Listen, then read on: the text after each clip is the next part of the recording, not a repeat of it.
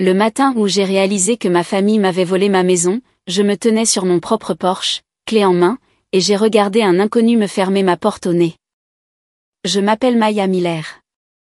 6 mois plus tôt, j'étais partie pour une mission professionnelle en Europe, avec tout ce pourquoi j'avais travaillé intact, une carrière dont j'étais fière, une maison pour laquelle je m'étais sacrifiée, et une famille qui, je le pensais, protégerait ce qui comptait pour moi. Une décision plus tard, je me retrouvais sans abri, trahie par les personnes mêmes qui étaient censées m'aimer le plus.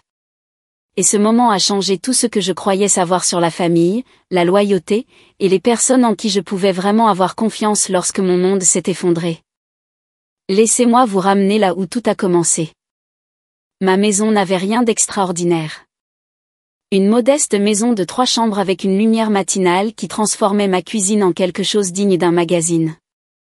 Un petit jardin où j'avais réussi, d'une manière ou d'une autre, à garder des roses en vie malgré mon absence légendaire de main verte. Et oui, cette fameuse lame de parquet qui craquait entre le salon et le couloir, à laquelle je m'étais étrangement attachée. J'avais fait des heures supplémentaires pendant 3 ans pour économiser pour la compte, et chaque chèque d'hypothèque que je signais me donnait l'impression de planter un drapeau au sommet de ma propre montagne personnelle.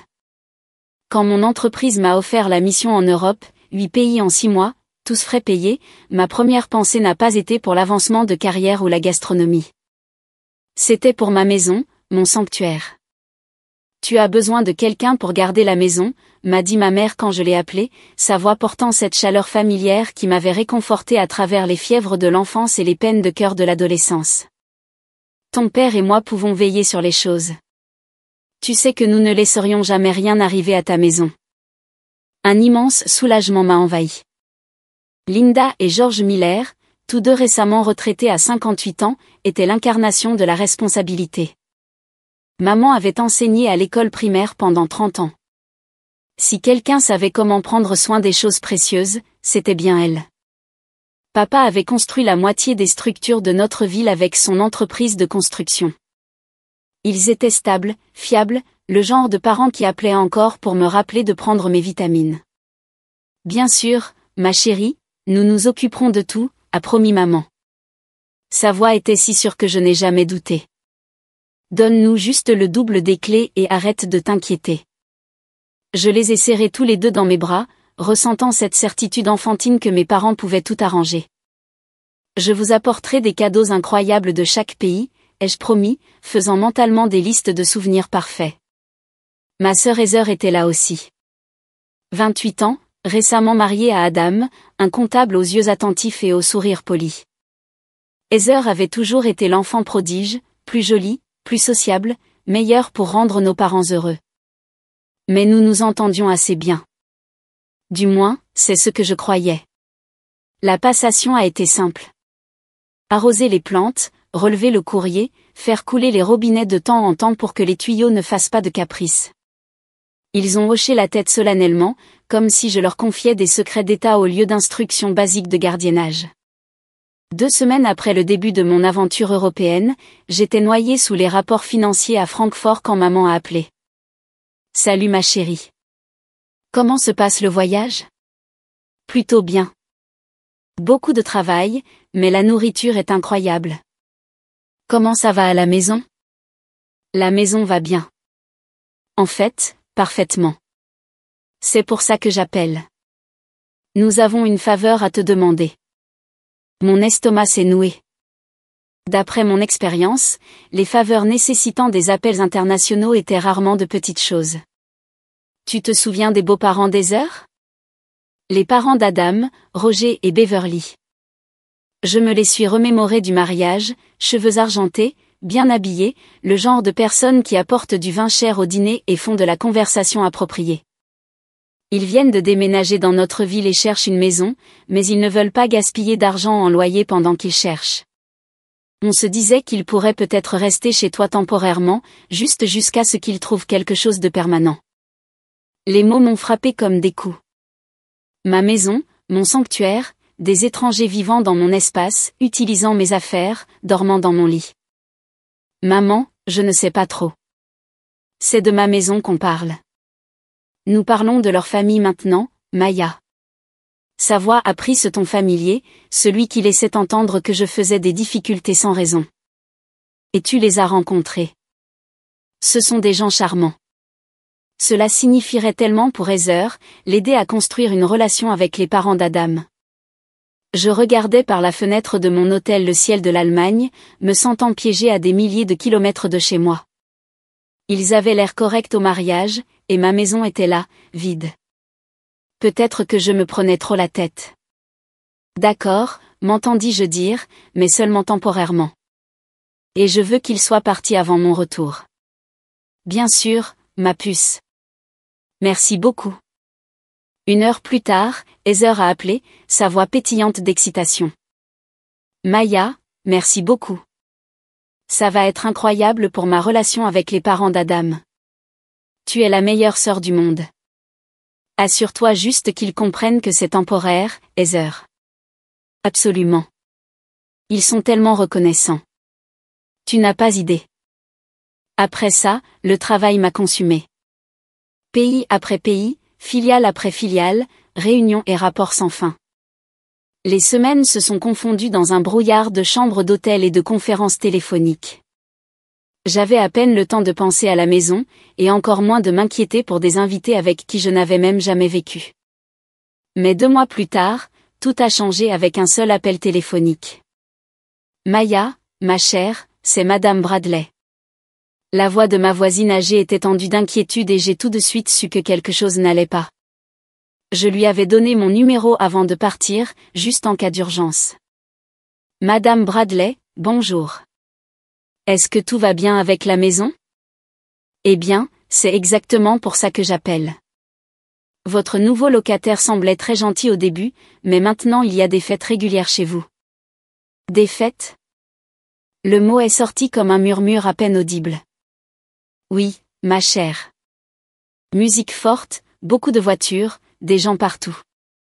Ça dure presque jusqu'au matin. J'ai pensé que tu devrais le savoir. Mes mains se sont mises à trembler. Vous êtes sûr? Roger et Beverly ont la 60aine. Je ne peux pas les imaginer organiser des fêtes. J'en ai bien peur, ma chère. J'ai même pris des photos et des vidéos. Veux-tu que je te les envoie? Quelques minutes plus tard, mon téléphone a explosé de preuves. Des photos de ma maison la nuit, resplendissante de lumière. Une musique si forte qu'on pouvait presque la sentir à travers les images. Des vidéos de gens que je n'avais jamais vus tituber sur ma pelouse, jeter des ordures, se comporter comme des animaux. Des voitures garées partout, bloquant les allées de mes voisins. Mais le pire, c'était de voir ma maison, mon sanctuaire, être traitée comme une sorte de lieu de fête par des gens qui se fichaient éperdument de tout ce pourquoi j'avais travaillé.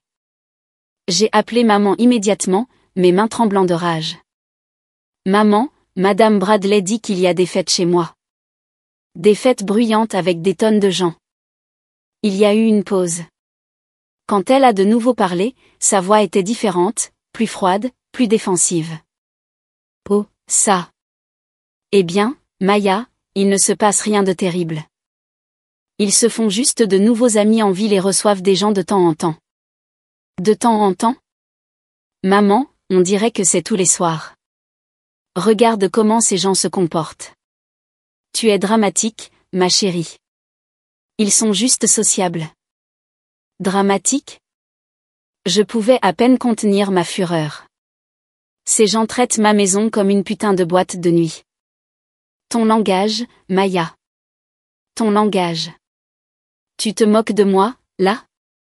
Maman, ça doit cesser immédiatement. Et puis elle a raccroché, tout simplement. La femme qui m'a élevée, qui m'a appris la responsabilité et le respect, m'a raccroché au nez alors que j'essayais de protéger ma propre maison. J'ai rappelé immédiatement. Messagerie vocale. J'ai appelé papa. Même chose. Il m'ignorait. Alors, j'ai essayé Heather. Heather, j'ai besoin du numéro de téléphone de Roger et Beverly. Je dois leur parler de ce qui se passe chez moi. De quoi tu parles? Ils organisent des fêtes. Les voisins se plaignent. Maya, tu exagères complètement. Ils sont juste sociables, Ils se font des amis. N'est-ce pas ce que tu veux? Qu'ils soient heureux? Je veux leur numéro de téléphone pour pouvoir leur parler moi-même. Je ne te donne pas leur numéro. Tu fais toute une histoire pour rien. Et elle a raccroché aussi. J'étais assise dans ma chambre d'hôtel à Prague, fixant mon téléphone, me sentant plus seule que je ne l'avais jamais été de ma vie. Ma propre famille, les gens qui étaient censés me soutenir quoi qu'il arrive, venaient de choisir des étrangers plutôt que moi. Ils avaient balayé mes inquiétudes, m'avaient raccroché au nez, et m'avaient essentiellement dit de la fermer et de faire avec. Cette nuit-là, j'ai pris une décision. J'ai arrêté de les appeler. À quoi bon? Ils avaient clairement montré de quel côté ils étaient, et ce n'était pas le mien. À la place, je me suis jetée dans le travail avec acharnement. Si ma famille voulait agir comme si je ne comptais pas, très bien. Je me concentrerai sur ce que je pouvais contrôler. J'ai travaillé les week-ends, je suis restée debout tard à rédiger des rapports, j'ai fait tout mon possible pour terminer ma mission plus tôt. Chaque tableur, chaque réunion, chaque session tardive était alimentée par une rage et une détermination pure. Pendant les semaines qui ont suivi, j'ai à peine dormi. Chaque nuit, dans n'importe quel hôtel où je me trouvais, je restais éveillée à penser à des étrangers vivant dans ma maison, utilisant mes affaires, dormant probablement dans mon lit. L'idée que des inconnus fouillent dans mes affaires personnelles me rendait physiquement malade. Finalement, j'ai réussi à tout finir avec 2 semaines d'avance. J'étais épuisée et sur les rotules, mais je m'en fichais. Je voulais juste rentrer chez moi et récupérer ce qui m'appartenait. 3 jours avant mon vol, j'ai envoyé des SMS identiques à ma mère et à Heather. Je rentre à la maison dans 3 jours. Assurez-vous que Roger et Beverly soient sortis de ma maison d'ici là. J'ai vu que les 2 messages indiquaient « lu », mais aucune d'elles n'a répondu. Pas un mot. Ce silence m'a dit tout ce que j'avais besoin de savoir sur ce que je trouverais en rentrant. Le vol de retour m'a semblé interminable. Chaque minute s'éternisait alors que j'imaginais l'état dans lequel serait ma maison. Peut-être, juste peut-être, qu'ils auraient repris leurs esprits et que Roger et Beverly seraient partis. Peut-être que la maison serait propre et vide, m'attendant. Mais alors que le taxi s'arrêtait dans ma rue, j'ai vu des voitures dans mon allée. Mon cœur est tombé dans mon estomac. J'ai payé le chauffeur, attrapé ma valise et me suis dirigée vers ma porte d'entrée sur des jambes tremblantes. J'ai sorti ma clé de maison, la même que j'avais depuis 3 ans, et j'ai essayé de l'insérer dans la serrure. Elle n'entrait pas. J'ai réessayé, pensant que j'étais peut-être juste fatiguée et que je ne l'insérais pas correctement. Mais non, la clé ne rentrait définitivement pas. La serrure était complètement différente. Pendant plusieurs secondes, je suis restée là, en état de choc complet. Ces gens avaient vraiment changé les serrures de ma maison. Ils m'avaient enfermée dehors de ma propre maison. J'ai commencé à marteler la porte, mon poing frappant le bois si fort que ça faisait mal. Ouvrez. C'est ma maison. Je pouvais voir des lumières s'allumer à l'intérieur, mais personne n'est venu à la porte. J'ai continué à frapper et à crier, ayant l'impression de devenir folle. Je sais que vous êtes là. Ouvrez cette porte tout de suite. Finalement, après ce qui a semblé une éternité, Beverly a ouvert la porte. Elle portait un peignoir et a eu l'audace d'avoir l'air agacée, comme si j'étais une démarcheuse qui la dérangeait. Maya, tu es rentrée plus tôt. Oui, je suis rentrée plus tôt et je veux savoir pourquoi ma clé ne fonctionne pas dans ma propre porte d'entrée. Nous avons changé les serrures pour des raisons de sécurité. Elle a dit ça comme si c'était la chose la plus raisonnable au monde. Des raisons de sécurité? C'est ma maison. Écoute, nous n'avons pas encore trouvé de logement, donc nous ne sommes pas prêts à partir. Tu devras rester ailleurs pour l'instant. Je n'arrivais pas à croire ce que j'entendais. Cette femme se tenait sur mon seuil, me disant que je ne pouvais pas entrer dans ma propre maison. Êtes-vous complètement folle? C'est ma maison. Nous en discuterons plus tard. Il est tard et nous ne voulons pas déranger les voisins. Et puis elle m'a fermé la porte au nez, dans ma propre maison. Je suis restée là, tremblante d'une rage si pure que c'était comme de l'électricité qui parcourait mes veines. Alors j'ai appelé Heather. Heather, ta belle-mère vient de me dire que je ne peux pas entrer dans ma propre maison parce qu'ils ont changé les serrures. Qu'est-ce qui se passe, bordel? Maya, s'il te plaît, ne fais pas de scène. Viens à la maison de papa et maman. Nous devons avoir une conversation sérieuse à ce sujet. Je n'avais pas vraiment le choix. Je ne pouvais pas entrer chez moi, et j'avais besoin de réponses. J'ai laissé ma valise chez Madame Bradley. Au moins, elle était toujours de mon côté, et j'ai conduit jusqu'à la maison de mes parents.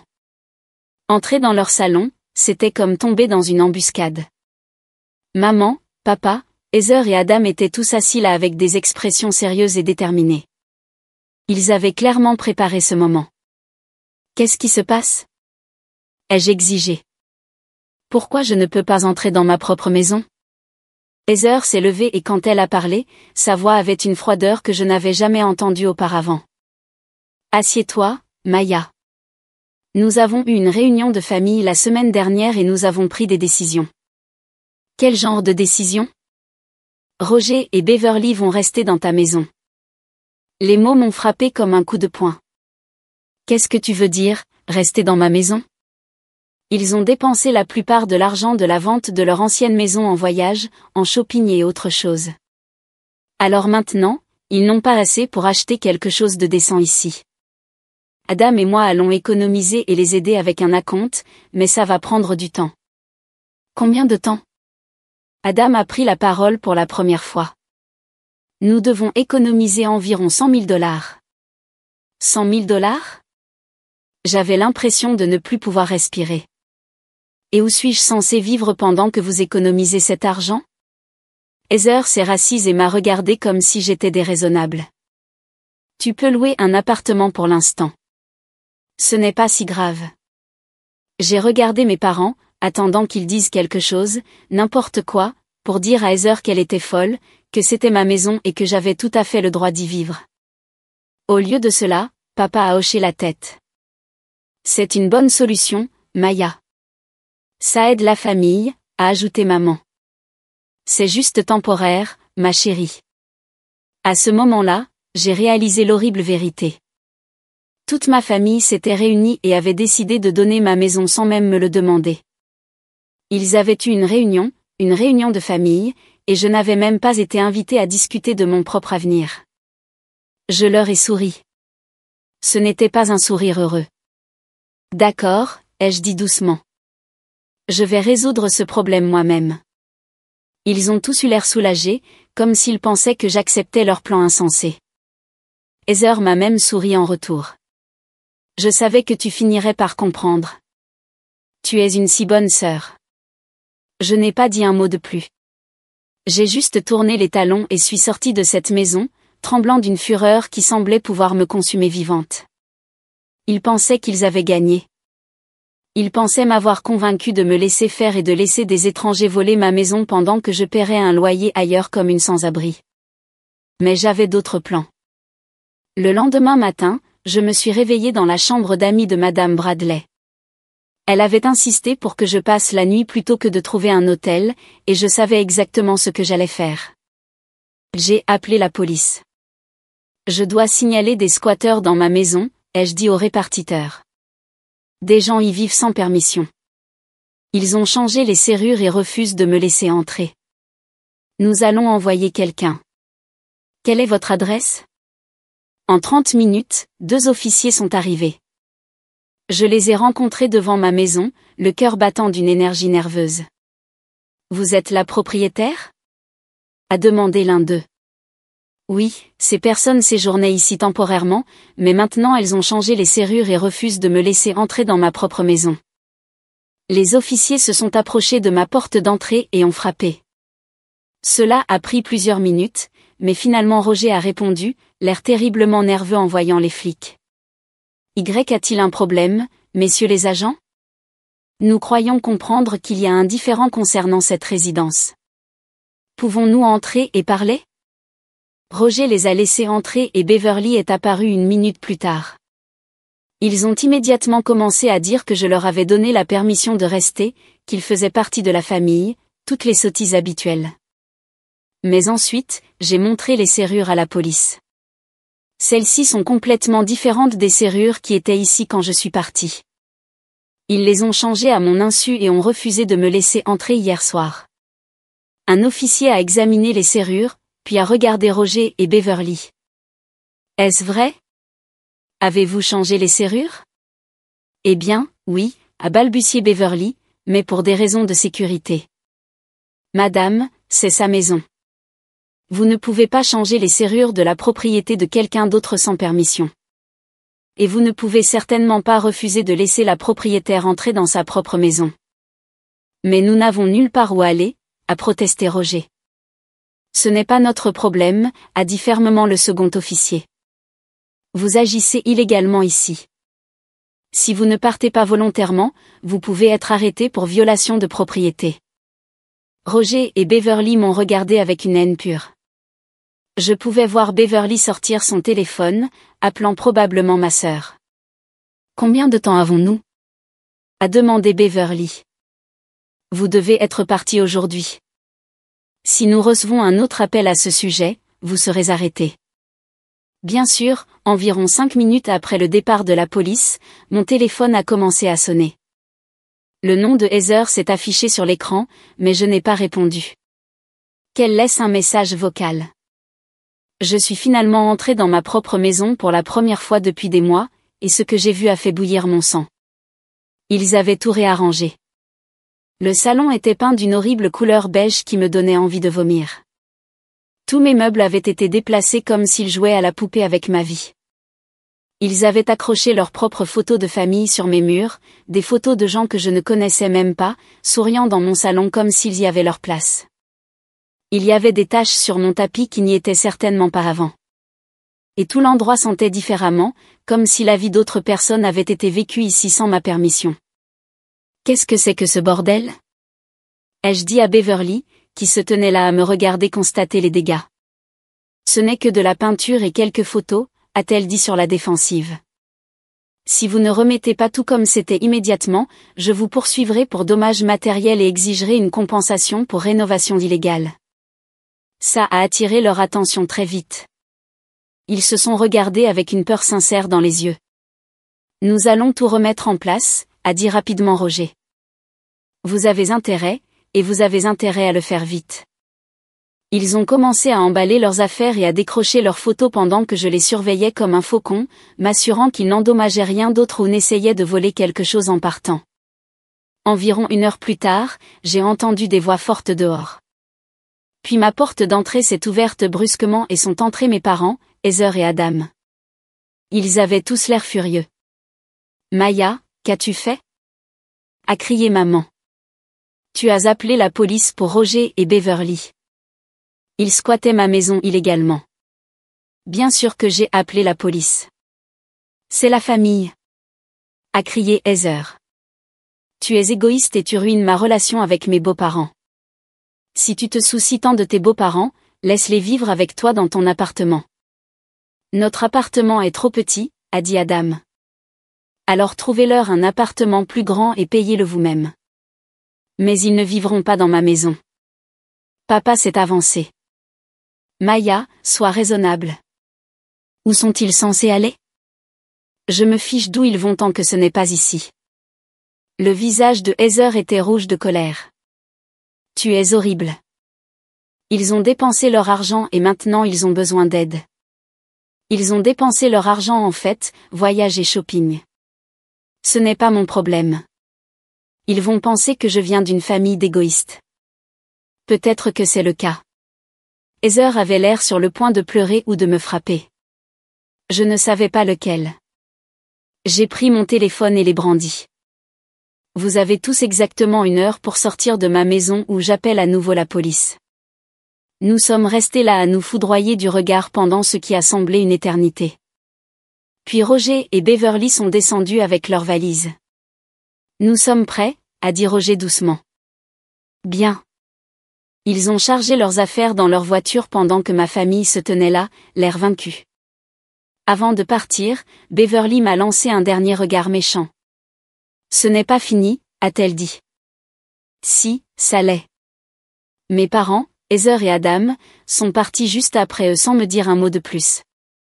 Je les ai tous regardés s'éloigner depuis la fenêtre de mon salon, puis j'ai verrouillé la porte derrière eux. Pour la première fois depuis des mois, j'étais seule dans ma propre maison. J'ai appelé un serrurier immédiatement et j'ai fait changer toutes les serrures. Ensuite, j'ai engagé une entreprise de nettoyage pour s'occuper des dégâts que ces gens avaient causés. Au cours des jours suivants, j'ai simplement apprécié d'être chez moi, de dormir dans mon propre lit, de cuisiner dans ma propre cuisine, de regarder la télé sur mon propre canapé. C'était comme une renaissance. Personne de ma famille ne m'a appelé, ce qui m'allait très bien. Je me suis dit qu'ils étaient en colère et qu'ils finiraient par s'en remettre. Ou peut-être pas. Quoi qu'il en soit, j'avais récupéré ma maison, et c'est ce qui comptait le plus. Pendant environ 2 mois, la vie a été paisible. Je travaillais, je sortais avec des amis, je faisais des choses normales. Madame Bradley et moi sommes devenus des amis encore plus proches après tout ce qui s'était passé. Elle m'invitait parfois à dîner et nous rions de la façon dont ma famille avait été ridicule. Je n'arrive toujours pas à croire qu'il pensait que tu allais accepter ça, a-t-elle dit un soir autour d'un café. Je n'y crois pas non plus, mais c'est fini maintenant. Je pensais vraiment que c'était fini. J'aurais dû mieux savoir. 2 mois plus tard, mon téléphone a sonné. Le nom de maman est apparu sur l'écran, et mon premier instinct a été de l'ignorer. Mais la curiosité l'a emporté. Allô? Salut Maya, comment vas-tu? Sa voix était différente. Faussement douce, comme quand elle voulait quelque chose d'important. Je vais bien. Qu'est-ce que tu veux? J'espérais qu'on pourrait parler de la situation avec Roger et Beverly. Qu'est-ce qu'il y a avec eux? Ils vivent toujours avec Heather et Adam? Eh bien, oui, et c'est en fait de ça que je voulais te parler. Heather en a vraiment marre de les avoir dans leur appartement. C'est très à l'étroit et ça met leur mariage sous pression. D'accord, alors ils devraient trouver leur propre logement. C'est ça le problème, ma chérie. Ils n'ont toujours pas assez d'argent pour une maison. Ils ont besoin d'aide pour la compte. De combien d'aide? Environ $100 000. J'ai éclaté de rire. Et tu veux que je leur prête l'argent? Maya, c'est la famille, et Heather a vraiment besoin de ça. Son mariage souffre à cause du stress. Maman, laisse-moi bien comprendre. Ces gens ont dépensé l'argent de leur maison en fêtes et en shopping. Puis ils ont emménagé dans ma maison, ont organisé des fêtes, ont saccagé l'endroit, ont changé mes serrures et ont refusé de me laisser entrer. Maintenant, tu veux que je leur donne $100 000? Ce serait un prêt. Avec quelle garantie? Ils n'ont pas d'argent. Maya, s'il te plaît. Heather est malheureuse. Alors Heather et Adam peuvent contracter un prêt eux-mêmes s'ils veulent tenter des Roger et Beverly. Ils ne peuvent pas se permettre ce genre de prêt avec leur salaire. Alors peut-être que Roger et Beverly devraient se trouver un travail et économiser leur propre argent au lieu de s'attendre à ce que tout le monde les soutienne. La voix de maman est devenue plus sèche. Tu es égoïste, Maya. On parle de ta sœur. Non, on parle de Roger et Beverly et je ne leur donnerai pas un centime même si ma vie en dépendait. Mais Heather. Heather a fait son choix quand elle a pris leur parti au lieu du mien. Elle peut vivre avec les conséquences. Maya, tu ne peux pas penser ça. Je le pense absolument. Et tu sais ce que je pense d'autre? J'en ai fini avec vous tous. Quoi? Tu m'as entendu. J'en ai fini. Vous avez tous choisi Roger et Beverly plutôt que moi, votre propre fille et sœur. Vous m'avez raccroché au nez quand j'avais besoin d'aide. Vous avez eu une réunion de famille pour donner ma maison sans même m'inviter. Vous vous attendiez à ce que je me laisse faire et que je paie un loyer pendant que des étrangers vivaient dans ma maison. Eh bien, devinez quoi? Je n'ai pas besoin d'une famille comme ça. Maya, ne dis pas des choses que tu regretteras. Je ne vais rien regretter. Je vais raccrocher maintenant et je ne veux plus que tu m'appelles, Maya. Je lui ai raccroché au nez, tout comme elle l'avait fait des mois plus tôt. Mais je n'en avais pas encore fini. J'ai parcouru mon téléphone et bloqué chacun de leurs numéros. Maman, papa, Heather, Adam, tous. Puis je les ai bloqués sur les réseaux sociaux aussi. S'ils voulaient choisir Roger et Beverly plutôt que moi, c'était leur droit. Mais ils n'allaient pas continuer à revenir me demander de l'argent quand leur plan brillant n'avait pas fonctionné. Les semaines suivantes ont été vraiment paisibles. Personne n'a appelé pour me culpabiliser ou me demander des faveurs. Personne ne s'attendait à ce que je résolve leurs problèmes ou que je sacrifie mon propre confort pour des gens qui ne m'aimaient même pas. J'ai commencé à passer plus de temps avec des amis qui se souciaient vraiment de moi. J'ai eu quelques rendez-vous. Je me suis concentrée sur le travail et j'ai obtenu une promotion.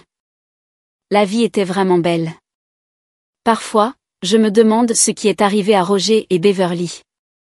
Étaient-ils toujours à l'étroit dans le minuscule appartement de Heather? Avaient-ils trouvé du travail? Ont-ils fini par acheter leur propre maison? Mais honnêtement, je ne m'en souciais pas assez pour le savoir. Madame Bradley me demandait parfois si ma famille me manquait. Pas vraiment, lui disais-je. L'idée d'avoir une famille qui se soucie vraiment de moi me manque. Mais ces gens-là, non. Ne penses-tu pas qu'ils finiront par revenir? Peut-être, mais je ne retiens pas mon souffle. Et même s'ils le font, ils ont brûlé les ponts de manière assez radicale. Cela fait presque 1 an maintenant que j'ai bloqué tous leurs numéros. Je n'ai aucune idée de l'endroit où Roger et Beverly ont fini par vivre. Je ne sais pas si Heather et Adam sont toujours mariés ou si le stress des invités non désirés les a séparés. Je ne sais pas si mes parents ont un jour réalisé à quel point ils avaient tout gâché. Et vous savez quoi? Je dors très bien. En ne sachant rien de tout cela, j'ai un bon travail, une belle maison et des amis qui me respectent vraiment. Je n'ai pas à gérer des gens qui pensent que j'existe juste pour résoudre leurs problèmes ou financer leurs mauvaises décisions. J'ai appris que les liens du sang ne font pas la famille. C'est le respect et la loyauté qui font la famille. Et ma famille biologique n'avait ni l'un ni l'autre. Parfois, les gens me demandent si je regrette de les avoir coupés de ma vie, si je pense que j'ai été trop dure. Mais voilà le truc. Ils m'ont montré exactement qui ils étaient quand j'avais le plus besoin d'eux. Ils ont choisi des étrangers plutôt que leurs propres filles et sœurs. Ils s'attendaient à ce que je sacrifie ma maison, mon confort, ma sécurité financière pour des gens qui ont traité ma maison comme un lieu de fête. Je ne regrette pas de m'être défendue. Je ne regrette pas d'avoir refusé d'être un paillasson. Et je ne regrette certainement pas d'avoir choisi ma propre paix et mon bonheur plutôt que leur culpabilisation et leur manipulation. La leçon la plus difficile que j'ai apprise est que parfois, les personnes qui sont censées vous aimer inconditionnellement sont les premières à vous sacrifier quand cela les arrange. Mais la leçon la plus précieuse que j'ai apprise, c'est que vous n'êtes pas obligé d'accepter ce traitement simplement parce que vous partagez de l'ADN. Je suis Maya, j'ai choisi de me choisir, et ce choix m'a sauvé la vie. Merci d'avoir écouté et si vous aimez cette histoire, partagez-la avec d'autres et n'oubliez pas de commenter et de vous abonner pour plus d'histoires sur le fait de se défendre et de trouver la force dans la trahison familiale. Parfois, les murs les plus solides que nous construisons sont ceux qui nous protègent des personnes qui auraient dû être notre refuge.